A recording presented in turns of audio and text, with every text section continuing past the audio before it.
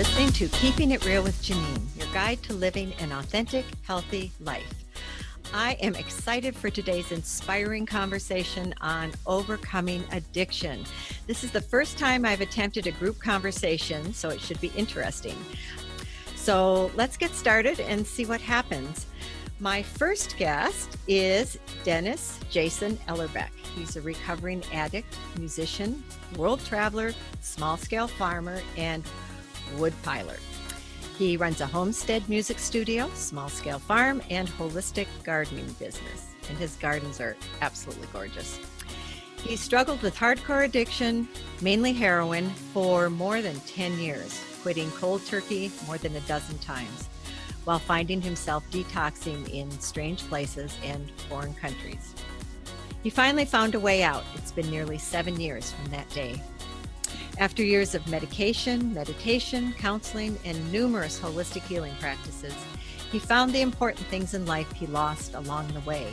And those are love, serenity, music, gardening, and growing food. Through this, he's found a new path and purpose in life. Hi, Jay. Thanks for being with us today. Hi, Janine. Thank you. Yeah, it's just so good to have you here. My next guest is Bartlett. She's a professional transformational coach with 12 years of experience as a healer, teacher, and paradigm shifter. Her personal journey led her from addiction into the healing arts, where she rediscovered her own inherent connection and how to convey that connection to others through state of the heart learning and play. As teacher and seminar facilitator at Matrix Energetics International, she honed her ability to present to large groups and transmit powerful energetic states and subtle frequencies for healing and transformation. Justice has studied massage therapy, transpersonal hypnotherapy, shamanic journeying, Reiki, and Matrix Energetics, and has developed play shops for children and adults from all walks of life. Welcome, Justice. Thank you. I'm so glad you guys have agreed to be here, and I think that this can be a truly inspiring conversation for people. I was inspired to do this because of all of the press, radio, TV, things that I've been reading about how rampant addiction is these days and how people are just getting sucked in. It's ruining so many people's lives. And I thought it would be really wonderful to do a podcast episode on addiction and see if we can share your experiences with other people and hopefully inspire them if they are having problems, or if they know someone who's having a problem, hopefully inspire them to do something and change their life. How about let's start off with your stories, guys. What happened? How did you become addicted to, I'm not sure, Justice, what were you addicted to? Meth. Meth, okay. How did that happen? I may as well start with you. Okay. Well, it didn't start off with like a full-blown meth addiction. It never does. It started off with experimenting with over-the-counter diet pills when I was maybe 13 or 14. And they had ephedra in them, and they were being used widely around the community. My father used them, like a hairdresser. And it was something that the kids couldn't buy, but we could still get to. So we did a run of that, and we had a teacher who got wise to us and sat us down and confronted us and was like, blah, blah, blah, you're going to mess up your cycles and everything. And, but I've always, for as long as I can remember, had sort of struggled with my body image and what I perceived to be, being a bigger girl and being overweight. So that little taste of the diet pill world just made me hungry for more. And when I got into high school, I wound up moving into recreational use of pharmaceuticals. I had a friend who had Ritalin. I had a friend who had Dexedrine. I can't remember the full name, but prescriptions for ADD and ADHD. And then when I was maybe 17, I got my hands on like the real street quality stuff. And it was like just this disgusting love affair. Hmm. I'm finding it quite fascinating about the diet pills because I never thought of that as a possible entry into becoming addicted to drugs. I mean, Mm, how many young women have body issues and feel that they need to be smaller, thinner, whatever, and take diet pills? They're easy to get. yeah, and it's pushed on us, right? Like there's something wrong with you, and a Hmm. pill will make you feel better, and it's not that far of a jump from doing a pill to make you feel better to doing powder to get the same effect or an amplified version of that effect. Hmm. And who knows what that's doing to your brain to set you up for needing that change or that rush that you're getting from taking them. Right. Absolutely. Well, I know with like long-term like methamphetamine use, like it kills your brain's ability to produce serotonin and dopamine and oxytocin, basically everything that, we need biochemically to feel good. It replaces our need to manufacture that for ourselves. And so that's why coming down's such a bitch because your brain's like, I don't know how to do this anymore. Hmm. Hmm. Wow. When did you find meth? How did you get in touch with meth? Um, I had a boyfriend who had a previous relationship with it, and it's weird how it'll just bloom. Like there'll be like cycles of like it'll start to bloom, and then people who were, just drinking beer and smoking pot are now all of a sudden doing meth, and that's exactly how it was for me. Hmm. And the feeling, like just the feeling was so euphoric, at least until it's run its course, and then you come down, and then you have to start the whole cycle all over again to feel better, right? Right. So, how did this affect your life? So I was using when I was 17. I was getting pretty wound up in the lifestyle. My then boyfriend, when I lived in a drug house, sometime during that time I got pregnant. Second I found out I was pregnant, I stopped everything cold turkey, and just devoted my time and effort to getting healthy for her. Hmm. And then about 6 months after she was born, we kind of started dabbling again. And I don't know, he talked to my ex, he was like, oh, we'll try Coke. It's not the same thing. No, it was so much worse. It was like even worse. And that it just like it got the whole ball rolling again. And like before you know it, I'm an 18-year-old mom, a 19-year-old mom with, this hardcore drug addiction. And I was really trying to still be a decent parent at the same time. So I was like, well, if there's going to be junkies watching after my kid, it's going to be me. Like, but Wow. at the same time, it's like these totally incompatible lifestyles, like trying to, as a mother, it's like it's all about love and sacrifice and nurturing. And as an addict, there's like it just kills those parts of your being, right? Hmm. It replaces everything that you want to bond to with itself. Um, so it split me in half, really. I would think it'd be terrifying because you know who you want to be, you know what you need to do, but you're stuck with needing this drug. Yeah, and it has this way of convincing you that that it normalizes itself after a period of time. Like if you step outside of what you're doing and look in, like it's clearly not normal.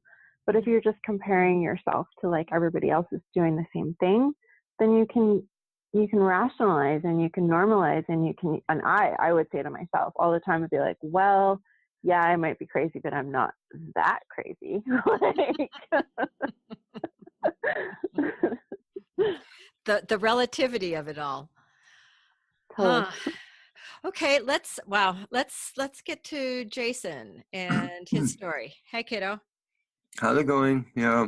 Good. So, yeah, let's hear your story. Oh, I don't really know. I mean, what I started on, like, I probably as a kid, sugar. Sugar was, Mm-hmm. Mm, you know, first addiction, and then I kind of went through them all. From alcohol to marijuana to ecstasy to cocaine to crack, and then I hit heroin, and that was it. That's where I found myself, staying, and that was the one for me. Mm-hmm. Um, yeah, not the best one. Not that any of them are good, but yeah, it felt like uh, I'm not really sure. It felt like it just took everything away. The first few times I didn't like it, but then afterwards, yeah, I couldn't live without it. So may I ask, why did you keep trying it then if you didn't like it at first? I don't know. It's just I'm not sure. I probably did like it. I just who knows? You know, Hmm. I don't Hmm. know why. I think the first few times you kind of get sick and you don't really get into it, but you still get that little glimpse of, you know, um, yeah, what, you know, Well, I'm almost would gonna you say would you heaven, say it you heaven? Oh wow. Would know. you say that it's for a lot of people who say try cigarettes? It tastes like disgusting at first, Yeah, but you keep trying. yeah, exactly. Hmm. You know. And for me, I mean, it took a year till after I was clean, they diagnosed me as bipolar. Mm. Mm-hmm. mm, A lot of that was me self-medicating with the heroin, um, I think. Mm-hmm. And yeah, it took a long time. And I was a recreational drug user for a long time. And even with the heroin, it didn't start like bang, I was all of a sudden shooting it in my arm and I was a junkie. It started off really slow, once a week, sort of, oh, it's Friday night, I've had a long week, I'm just going to get a little bit. And then slowly that turned into twice a week. And then it slowly turned into, oh, I can't really quit this now because I'm going to get sick. Like it was a gradual progression. And I Mm-hmm. pretty well held it together for the first couple of years. They call you a chipper. You're just chipping at it. mm, You're not shooting it every day. Mm-hmm. And I maintained a full lifestyle and a whole, no one probably even really noticed. But then things changed quickly. Now, I find that really interesting because I would imagine that there are a lot of people who use hardcore drugs on the weekend. Just, Exactly. just like a Yeah. lot of people drink on the weekend or whatever, but they think that that's what they can stay with, that it's For not going to spread to the rest of their life. for some it they can, but for Really? addicts, no, it's not going to happen. You're just going to.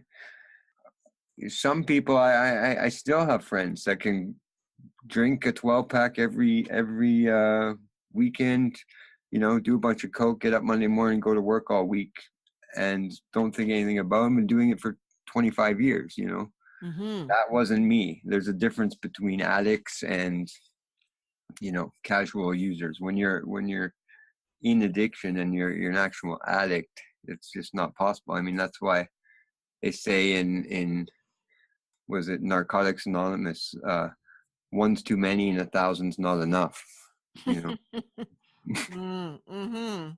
because So I wish Lynette was here because I wanted to, but I will get her on. I'm part of on the next part. But talking about the genetic component to why some people become addicted and some people don't. What's your take on that, Justice? um, so I've been with my work. I do a lot of ancestral investigation, both like consciously investigating your family of origin, and then Mm-hmm. even more deeply investigating the energetics of that family of origin. Great. And what I've found that mirrors that scientifically is the epigenetics, Mm-hmm. Mm-hmm. and how the genome can be changed and mutated by whether or not you're nurtured early in life, and how that change doesn't necessarily even show up in the following generation. It might not it might not show up until the generation after that. But there are these subtle, mutations that are happening. It's like, did you get enough food? Did you get enough love and care? And it's changing your genetic code, which is changing the signal that you put out energetically for what you tend to attract into your sphere, for the people that you tend to interact with, for the substances that you're attracted to, that you tend to bond with. And I think at the root, for me, at the root of addiction is that, instead of having this deep, meaningful bond first and primarily with yourself and then with other people, there's always something else that's there, whether, whatever it is. It's like your primary relationship isn't with yourself, and so it definitely isn't with your significant other. It's with the substance, and the substance runs the show. Mm-hmm. Mm-hmm. Now, the point that you made, I think it's really important about the epigenetics, that your genetic code is not set in stone. This is like the new science that your genetics does change with your environment, with the people around you, with what you put in your body. It isn't a set, static thing as scientists used to think. Which is important because it gives people the empowerment to be able to change their story, to change their body. It's vital. It's so necessary. I think trauma has a lot to do with it too. And I think that, we need to change the conversation around what trauma means, because people are like, well, here's this rich kid who grew up with everything that they needed, and like, where's the sign of trauma? It's like, okay, if you're a sensitive soul and you're brought up in a household that only values like material, measurable success, that is just as much of a trauma as it is if you're, not physically in the same sense, but it's to that soul, it's a trauma. If you're, beat down or locked in a closet or whatever, it's like, it has the same effect, not quite to like not quite to the same degree, but it really does have the same effect of not feeling like you're safe, not feeling like you belong. Mm-hmm. Absolutely. And it's my understanding, and I will be the first to say I'm not an expert on addiction. So, if I'm not correct, one of you guys can certainly correct me. It's self-medicating to cope or escape from pain. And that pain can be physical, it can be emotional, it can be verbal abuse. It can be just feeling like you're not fitting in. I see all of these when, of course, we're in the valley where Jay and I live, we don't have cell service, but I go into town and there's everybody with their freaking phones in their face. I'm at the hospital lab to get my blood work drawn for my thyroid, and everybody's got their face in their phone. I'm sitting there crocheting and knitting. But, I don't even take my phone out of my purse. Half the time I don't even turn it on or you're in a restaurant. Everybody's on their phone. They're not connecting. And to me, it's wounding. Been talking to moms where their kids have cell phones, and they're talking about Snapchat and all of the rush that the kids get by being liked. And I talked to this one mom the other day, and she said, all of my parenting now is around electronics and the addiction, the addiction to the electronics. Because that's as much an addiction as alcohol or drugs. Just like gambling's an addiction. I mean, there are a lot of things that people can be addicted to. Mm-hmm. And it's my understanding that very often too, especially with drugs, that once someone gets off of drugs, that the care needs to be taken to then not get addicted to something else, especially something that's dysfunctional. I suppose you could be addicted to organic food or something, or something that's at least healthy. But does that make sense? What do you think? Yeah, I think that makes sense. I mean, addiction is rampant everywhere right now. It doesn't matter if it's who it is. Yeah, like you say, from cell phones to world power, there's addiction alcohol, gambling. And I think a lot of people, it's an escape for one, it's a heavy world and people want to escape and just, get out of it. And I think as when you're a kid or a teenager, you probably don't even necessarily know why you're doing them, but you're doing them. You know what I mean? Right. It's like, oh, this feels great. This feels good. You don't really know why. Like, I never really knew why I did it. I just did it because everyone was doing it and we all felt great. Until later in life, it's like, okay, well, I'm still doing it, And going back to that trauma, thing about trauma too. Yeah, trauma is huge in addiction. Did you have a dysfunctional upbringing? Oh yeah, for sure. Yeah, definitely. I had a dysfunctional upbringing. I had major womb trauma. And then if you listen to guys like Gabor Mate, in his on trauma and the I mean, I grew up with a single mother on welfare with 3 kids, and it was a rough go. Yeah, drugs are interesting. They kind of have their own consciousness, I think, too. Yes. When you're in that, there's a whole drug world. Like when you talk to addicts, there's a whole, like Justice was saying, it's relative. When you're in that whole world, everyone's in it, and that's what you're doing, and it's accepted, and okay, we're all just doing it. And the drugs have a certain consciousness. Each drug has a different consciousness, but they definitely have a consciousness. I believe that anyways. What's your take on that, Justice? Absolutely, without a shadow of a doubt. I mean, you could even liken it really to possession in a certain way. Yeah.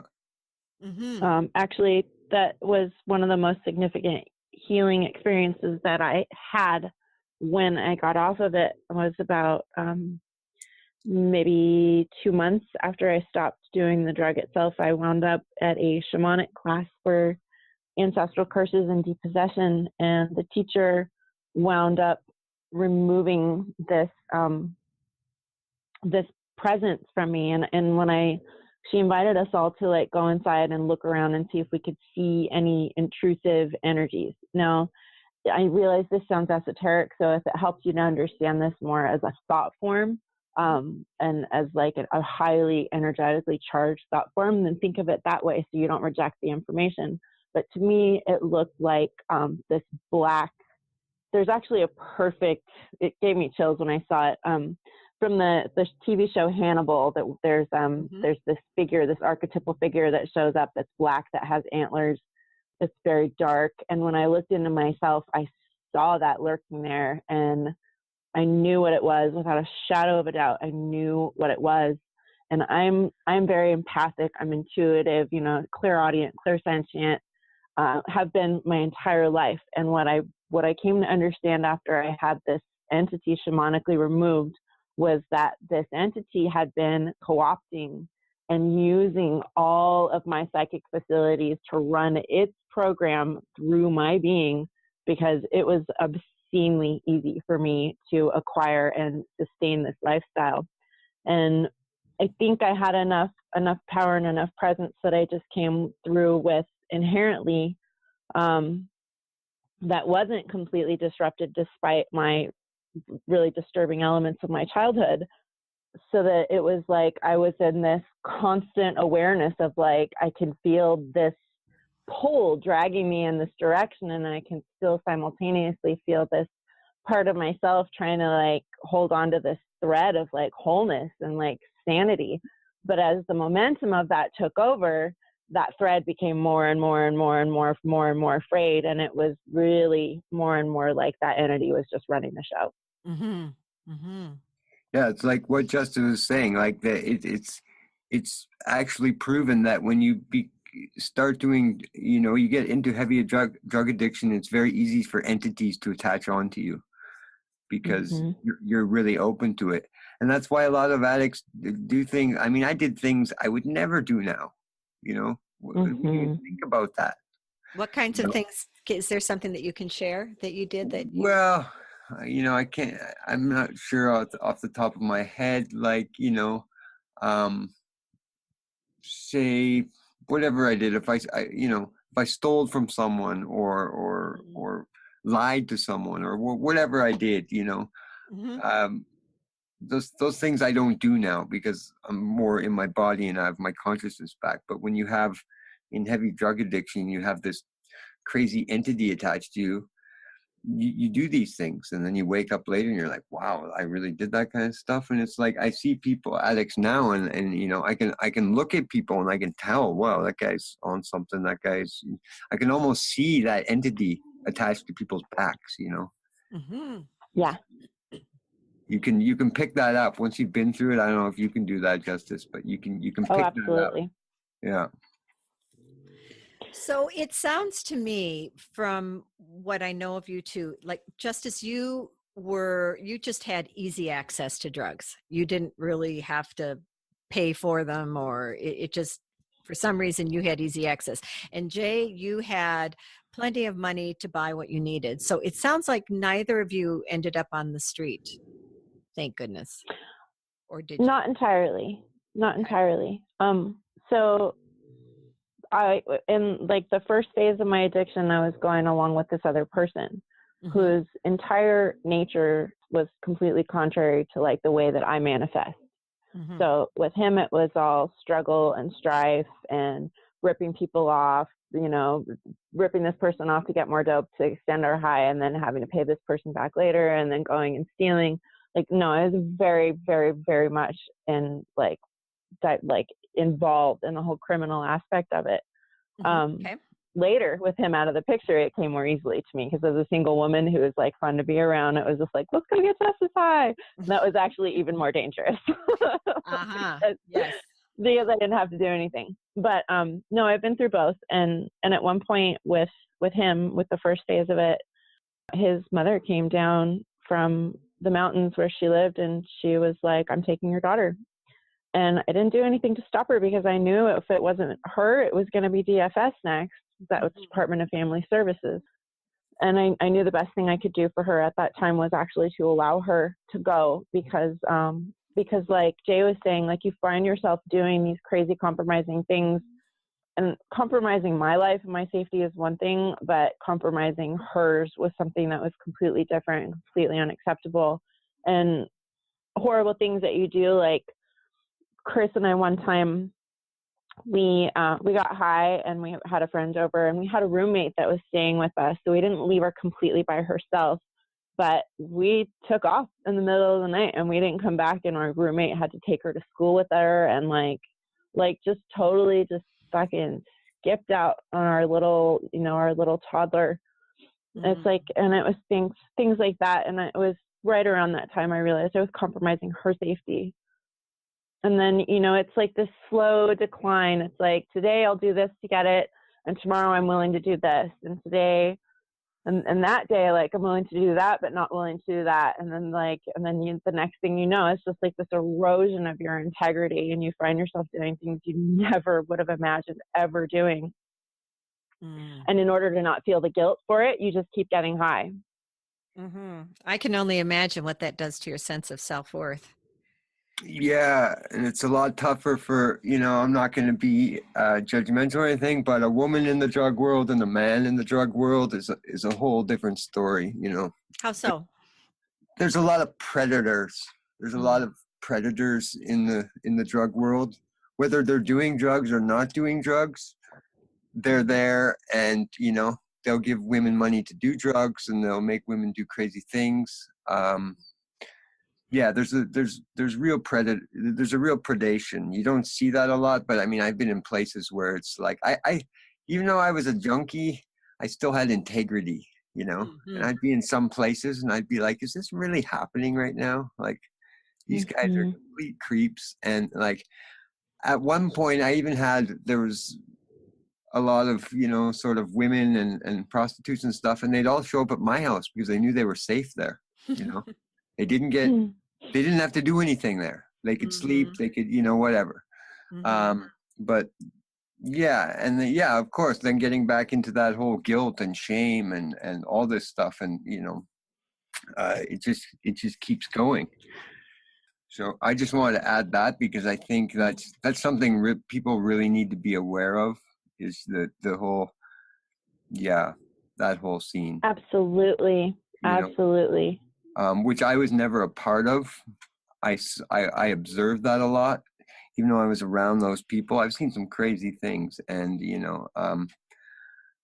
even in that whole scene, like I say, I still kept a sense of safety towards women in that, but and it's not even always drug addicts. It could, like I say, it could be just some rich guy with a lot of money, Wow. So when did you decide, well, let's see, no, let's start with, was there anything that happened that made you realize, wow, this is a problem? Was there anything specific, or was it gradual? Are you talking to me or both of you? Okay, I can go. Yeah. I think for me, I basically just lost everything, lost my family, lost my mind, lost my money, lost, at one point I was standing on the road. I didn't even have shoes, and the next point for me was, I was going to be downtown East Hastings in no time, It was just this gradual progression towards hell. And I had a good friend who was in the NA program and 30 years clean. And I just called him and said, I got to get out of here. I'm not going to make it. And took all the rest of the money I had. Fortunately, I could borrow some money, and I just jumped on a plane to Bali, where my friend had a guest house there. And I showed up at the airport, high as a kite, in Bali. Got on a plane, got in a taxi, told the guy to drop me off at a hotel. And I just lied in this hotel for about a week. Cleaned myself up, stayed there. And then just didn't go back to where I used to use. I kept going. I met Lena, now my partner. We traveled through India and Thailand, and just went on a journey, and I cleaned up. And then I did. I went back to my hometown. My grandpa was sick. I went back there. My grandpa died.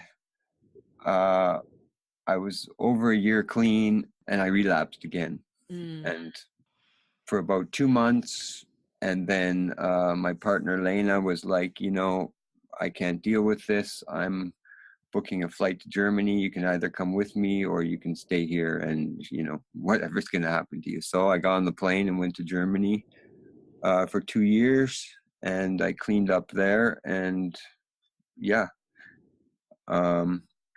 then when I came back, I didn't go back again to, I couldn't stay in the town where I used to use. So I went from Germany right to Janean's place, actually. Right. Yeah. And stayed there. I'd done the mistakes so many times. I knew what the mistakes were, so I was making sure that I didn't do those again. And I've kind of tucked myself up in the woods here, and just got my life back together, but it was a long process. And I'd done that many times. I'd hop on a plane to Mexico, but I kept going back to the same place, which was my mistake. So the last time I cleaned up, I didn't go back to the same place. Now I can go back there, but for a long time I couldn't. So now you feel safe enough, and that you really have things under control that you could do that now. For the first few years, like I feel like that's a lot of people's big mistake. And that's one thing about, you go to a detox center or a rehab center in BC, and I was in a detox center, and half the people in there were from the street. Okay, so you get in there, they detox them or put them through treatment or whatever. But where do they go? Back on the street, which is like, it doesn't make any sense. Like they don't even have a chance. Yeah, that doesn't make any sense at all to me. No, and that's what happens. Mhm. So for me, it was just not going back to that same place, and totally, I had to totally,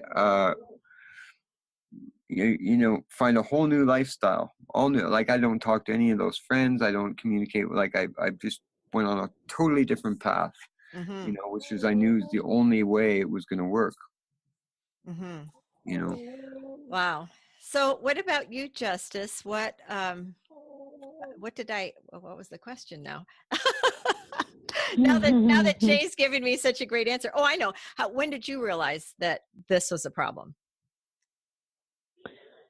It's, it's like this series of justifications. It killed my marriage. Like my marriage ended. I wasn't seeing my daughter anymore. And yet I somehow had this idea that I was still better than some of the junkies I knew. Mm-hmm. And it was like, what happened? One thing that happened was my ex started moving on with his life. He came to me with divorce papers because he wanted to get remarried. Mm-hmm. And that was kind of a wake up call. It was like, well, wait a second, like I'm still doing what I was doing and he's getting married. Like, how does that add up? Mm-hmm. And so that was significant. One of the most significant moments was like, it wasn't anything crazy that happened. Like I woke up from a nap and I had loaned a fellow junkie friend my car, and my car was gone. I had no dope. I had nothing, no cigarettes. My phone was turned off. Like I'm alone in my apartment. And like I had this moment where I got up from my chair and I was walking through my kitchen, like down the hall, and it was so small yet so earnest. I was like, I need help. Hello, anybody listening? I need help. And I felt this wave of energy go through me that was out of context for anything that my life was at that time. Maybe when I was younger, I'd had this feeling before, but I felt this wave come through me, and I was like, oh my God, what the fuck was that? Like, mm-hmm. And I sat down and I was like, whoa, I don't even know how to like wrap my head around this. And I kid you not, 10 minutes later, my mom called and was like, I've been talking to your dad and they want you to come out and work with them over the summer. And I imagine that they had inklings that something wasn't right with me, but felt like I was pretty manipulative and pretty good at covering my tracks, and they weren't very good at confrontation. So between the combination of being like so secretive and them not being good at confrontation and not leaving any like hardcore evidence, like that was the opening. And I believed from that moment once I decided to go, that I was going to be able to pretend like it wasn't happening. I was going to be able to move forward with my life without actually having to confront what I had created thus far. And I was planning on just locking up my apartment and not telling them anything that was going on, and just coming out to Washington and starting over. And wow. What I discovered, that was my plan. and how did that work for you? I discovered within several days after I decided, okay, I'm just gonna stop until I go to Washington, that I couldn't stop. And it really culminated one night when like I literally turned down free dope probably 6 times in 2 days, and I took myself to bed, and my daughter was coming the next morning to visit, and I forgot to lock my apartment door, and some dude that I had hung out with 1 or 2 times, like I did not know this guy at all, let himself into my apartment, and I literally, kid you not, woke up to somebody crinkling like a full bag of crystals over my face, being like, come on, wake up, it's time to get high. God. And I had no willpower. Like, I turned on the light. I was like, it's a sign from God. I'm supposed to do this. And so we got high and we went for a drive. And like I said, I really didn't know this guy. I don't know. And I didn't have a problem endangering myself. I found myself driving out past the outskirts of town, past Bozeman, like way up out in the woods off this dirt road. And somewhere along that, like, he started making like inappropriate, unwelcome suggestions at me. And finally, like, I was getting really uncomfortable, and and we were just driving further and further out in the middle of nowhere. And like, I just like mustered all the power that I could in my body, and I turned and I looked at him and I was like, there's no way that I'm gonna fuck you. Like, just forget it. It's not gonna happen. And he looked at me, and like the look in his eyes, I was like, oh my God. And he didn't take it out on me, which I think if I had been a slightly weaker female, that probably would have been the end of me. He took it out on the truck instead. Wow. He went barreling through, like totally took off the road and was just barreling this flatbed truck through the trees. And he got the truck stuck in between the trees. And at one point, like wedged in between these two huge like pine trees. It's not funny. And at one point, it is funny in that it's so insanely absurd. Like, I can't even imagine this happened to me, but it did. And like, he's revving it in and out of gear, trying to get it unlodged. And then this branch came shooting through the back window, broke the back window of the truck, came like shooting past my head, like moved my hair. It was so close to impaling the back of my skull. And I was like, stop, like, I'm getting out. And I got out, and I had to walk. We had to, together with this guy, we had to walk like 3 hours, which is probably the equivalent of 6 miles at least, down through the woods before I could even get a cell signal and call a friend who was like pretty annoyed and disgusted with me at 6 a.m. to come pick me up and take me back to my apartment. And then I had 2 or 3 hours to get my shit together before my daughter showed up. And I remember so clearly being so happy to see her and so traumatized and exhausted from the night before that I could feel the space between where I was and where my body was as I was pushing her on the swing. And I was like standing behind her and like crying, and like I was so detached from it. I was like, oh my God, I have a problem. Wow. That was it. It was like, yeah. And that was when I started confessing. That was when I started telling my mom and telling my dad, and like the whole circumstances under my trip came, and it became about being on like lockdown instead of like just moving to Washington. But it was my treatment program. It was like moving in with my dad and working with him and going to therapy and seeing a shaman and all of that. Wow, you guys, you are so to be commended, because I know a lot of people don't make it through, and you've both been through so much. How about if you could share with people so from your experiences, what kinds of things have you found really do work, and what have you found really doesn't? Let's start with what do you find works? Let's start with Jay. Give Justice a chance to get a breath. What works? What has really helped? I think it depends. It varies on individual, but definitely, yeah. First, coming to that bottom or make it or break it point where you have, like Justice said, there's this whatever you want to call it, realization where like, okay, this is do or die. There is a way out, and there is a chance for everyone, and you just gotta pay attention to when that is, because there are doorways. So being able to pay attention to that, being able to surrender to that, realizing that, yeah, like there's so many crazy stories about drug addiction and drug addicts, and realizing that it feels really normal in the like this story Justice just told. Like in that situation, it's totally normal. It's just like you wake up, oh God, that happened last night. That was, wow, you shrug it off and just keep going. Um, but it's not normal when you get out of it. Mm-hmm. And I think, yeah, I think what helped me was eventually two things. Patience. Mm-hmm. Patience is huge.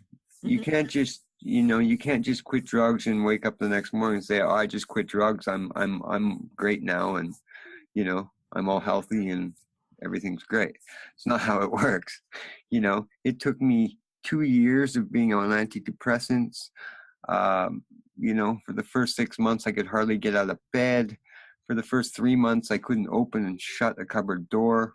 I could not think properly for 2 years.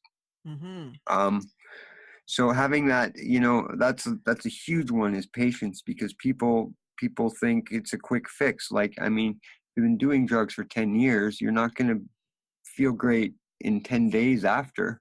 I mean, I'm 7 years clean now, and still sometimes it's not easy. Patience is a huge one, and purpose. Purpose is huge. If you're a drug addict and you do not have purpose, then you're not going to quit drugs, because your purpose is going to be drugs. Whatever that purpose may be, like Justice went into the healing arts. I sort of went back into my music. I totally focused on gardening and growing food, because that gave me a purpose. I was responsible for these vegetables, for whatever it is. Purpose is huge. If you don't, now I have another purpose. I just had a baby.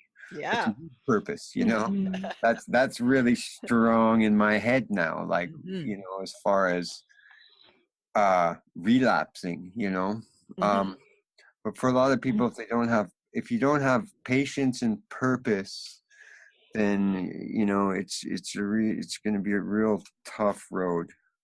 And it sounds like support is support is huge. Huge, yeah. Support is huge in the sense that, yes, support is huge, but in the same sense, support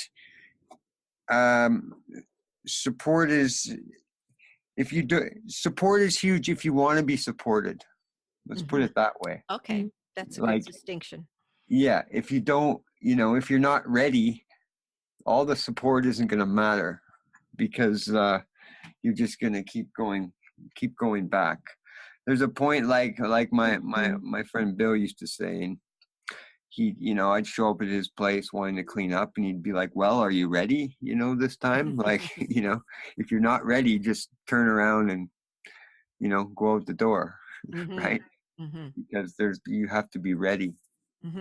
So I think for those things are, for me. For everyone, it's going to be different, but for me, those are two huge things. Great, thank you. How about you, Justice? I think for me, the first step was the honesty. Was the willingness to come out and admit it, and not to myself, but to my mom, was like a really hardcore moment of truth for me. And she handled it so well, I remember, and I know not everybody will, and you have to know that when you do that, when you expose yourself, whether you're accepted or not, hopefully you will be accepted, but if you're not, you're doing it for yourself. That's a good point. So that willingness to expose yourself. My mom accepted me. I remember very clearly, I told her what I've been doing. I was like, I've been doing drugs and dealing them and da-da-da-da. And she was like, well, and she took a deep breath and she said, it's really nice to finally hear the truth. And it was nice to say it, and it was nice to have her hear it, and to full on know there were going to be like vicious consequences. And then I think moving forward, learning to make the distinction between things that I had done and who I was. Mm-hmm. And it was something that my hypnotherapy teacher did as I was going on and on and on like about it one day, and I was like, yeah, like just being bad, you know, the shame of it.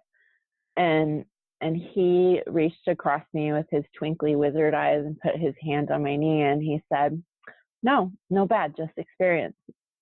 And it was like, it put everything into completely different context for me. It was like, oh yeah, I've been choosing these experiences, and I can make distinction within the experiences that I'm choosing. This is a healthy experience. This is not a healthy experience. And that's gone with me. That's like, it was something that I definitely applied at that time in my life to that situation, to forgiving myself and healing myself of the addiction and the addiction mentality and the emotions underneath it that were driving the addiction, and to the avoidance, and to the whole entire pattern of what I call like seeking oblivion, which is more than just using. It's using with using with abandon, right? Like abandoning yourself to use. It was like learning the difference between I've done this thing and this sucked and this hurt myself and this hurt somebody else, versus I am this thing. Like and I would never, and I know this is, you know, I never would claim I'm an addict. I would never claim that. Never in a million years. Okay. I entangled with addiction in a hardcore way, and it's an ongoing relationship that I am aware of, in the way to this day, to the way that if I choose to have a glass of wine versus if I'm upset and I'm choosing to drown my troubles in a bottle, you know, it's because I haven't given up these other things that I enjoy, but I am aware of my relationship with them, and when I'm in healthy relationship versus when I'm in toxic relationship. And I'm aware that there are certain substances that there is no possible outcome other than to be in toxic relationship with, if that makes sense. Yep. This is actually what the next question was going to be, how you manage today. So you're already segueing in. So you may as well complete the thoughts, and then we'll do that with Jay. Emotions. It's all about emotions. If I'm not aware of and tending to my emotional state, which to me is a really primal way of continuing to bond and rebond and reparent myself, then I am going to look to another person, another substance, another form of numbing and soothing to take care of that which I'm not taking care of in myself. Okay. Are there times when you feel challenged now and you have to do something, I don't know, take a walk, meditate, or, you know, do something to say some kind of a crisis? Well, your relationship broke up. Yeah. I mean, did you have urges to go back to any kind of addictive behavior? I was like leading up to my breakup, there's some substance entanglement for both of us, and it's a harder line for it. It's like just the more refined and whole I feel in myself, the more what's the word, like just kind of like unpleasant, you know, these intoxicants feel in my system. So it's like it's not just like, am I choosing to check out to do this because I'm stressed? It's also like, am I choosing to check out into this behavior because it matches a more familiar state than that which might be emerging. And that familiarity might be more comfortable because it's like, we've been saying, it's like when you're in that behavior, you normalize it. But as you start to begin to realize and feel more whole in yourself, you come to realize, oh no, that's not normal. And even more than normal, I would prefer to use the word healthy, because who knows what normal is. Right. That's kind of relative. Okay. So for me, the choice of correct soothing and wound tending versus numbing. I would use the distinction between, am I choosing to numb, like, okay, I'm stressed, I'm going to go have a glass of wine, or am I choosing to soothe, okay, I'm stressed, I'm going to go do yoga instead, has been like probably the most significant shift in awareness that I've had even more recently. That's bringing it even deeper and creating a more holistic approach with like with every element of my life. Because it's like I walk away from that, but every single day there are temptations to distract and avoid and numb and, seek that oblivion in greater and lesser ways. I think those two distinctions that you made are very important. So it's whether you're choosing to numb or soothe. Would you say that was the crux of those two distinctions? Yeah, and that's the ongoing one for sure. Okay. What about you, Jay? What was the question again? Well, how are you managing today? What do you do when something happens to throw you out of balance? Yeah. That's probably a good way to put it. Yeah.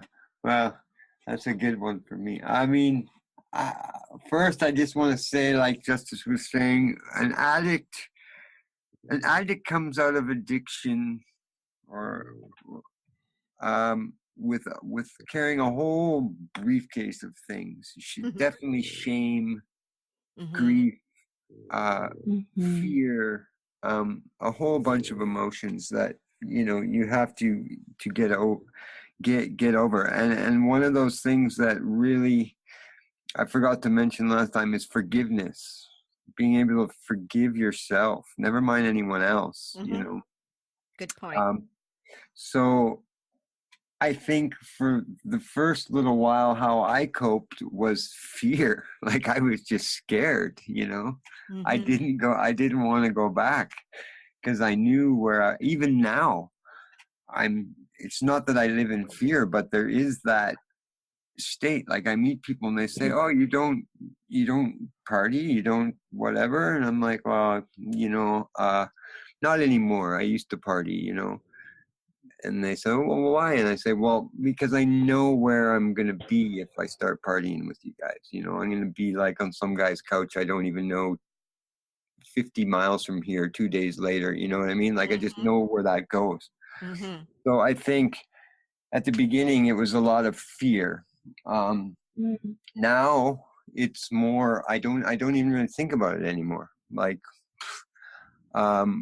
of course, I do have some mental issues that I have to deal with, and I try and keep myself somewhat stable. I was on medication for a long time. I'm not right now. But yeah, I think just going back to that is like I have a purpose now. My purpose now is that, yeah, I've got a family, I've got a farm, I grow food, I'm making music. I'm helping people that want to get off drugs. Those things just all keep me going. And that little thought in the back of my head was like, yeah, I still, okay, well, that would be just, wonderful. But, I know where that goes. It's not going to be like I can go out on Friday night and just, do some heroin and then wake up the next morning and everything's going to be okay. Like I'll disappear for 2 years sort of thing. So I think, I try and maintain a pretty balanced lifestyle. I go to bed every night at the same time. I eat good. I still have some addictions, around behaviors and caffeine and nicotine and these sort of things that I'm dealing with. But as far as the ones, yeah, I think it's a constant. We're constantly dealing with addiction in some form, and I think the thing I think about drug addicts is they get you get the bad rap. It's like when I was a junkie, the way people treated me, it was just like, it was crazy. And then at the same time, yeah, like you say, they're sitting on their iPhone, sitting, on their iPhone all the time, going out on the weekend, drinking 12 12 beers and snorting a bunch of coke and watching porn, but then, oh, you're the junkie, you're the bad one. Mm-hmm. You know, Mm-hmm. there's always this blame on, oh, you're the meth head, you're the junkie, you're the crackhead. Like the world is just fueled by addiction right now. Like we constantly, whatever it is, and drugs is just one part of it. Right. I was reading an article not too long ago. It was about some software developers who they were talking about how like the like button on Facebook, Yeah, that yeah, was exactly. deliberately engineered to be addictive. Mm-hmm. And some other apps, especially, how these apps are engineered to be addictive. And there were Mm-hmm. two guys that were being interviewed, and both of them, it was interesting, both of them were highly regretting what they had created. Mm-hmm. Yeah, and behavior addictions are huge. Mm-hmm. You know, people overlook those quite a bit. Mm-hmm. You know, yeah. So I drugs are just the one that one's kind of pinned on. Oh, the drug war, the drug addicts, the crime, the whatever it is. But It's a much bigger picture. it's a much bigger picture than that. Yep. It's huge. For sure. Yeah. Well, I want to thank you both so much. I can hear your dog, Justice. Is he lying on your lap? He's next to me. Yeah, he's just. What's your pug's name? You may as well introduce him because we can hear him every once in a while, or her. This is Gromit. He's really excellent for limbic regulation. So enjoy the purring sounds coming through the interview. Yeah, that's great. Gromit, that's so cute.